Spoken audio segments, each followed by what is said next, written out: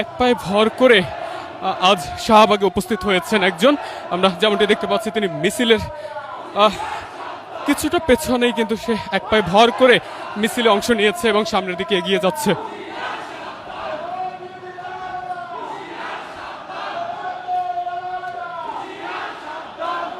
ভাই এত কষ্ট করে কেন?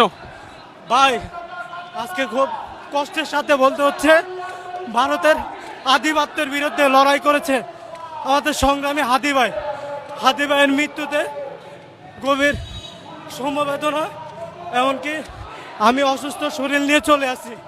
আজকে হাদি ভাইয়ের উপরে যারা এই অমানবিক কাজ করেছে সবাইকে দ্রুত আইনের আওতায় এনে তাদের সর্বোচ্চ মৃত্যুদণ্ড ফাঁসি চাই। আমার দাবি একটাই, হাদি ভাইকে যারা হত্যা করেছে তাদের ফাঁসি চাই। যেমনটি শুনছিলেন যে তিনি এক পায়ে ভর করে মিছিলে অংশ নিয়েছেন এবং হাদির যারা হত্যাকারী রয়েছে তাদের যাতে দ্রুত বিচার হয় সেই দাবি কিন্তু তিনি করছিলেন।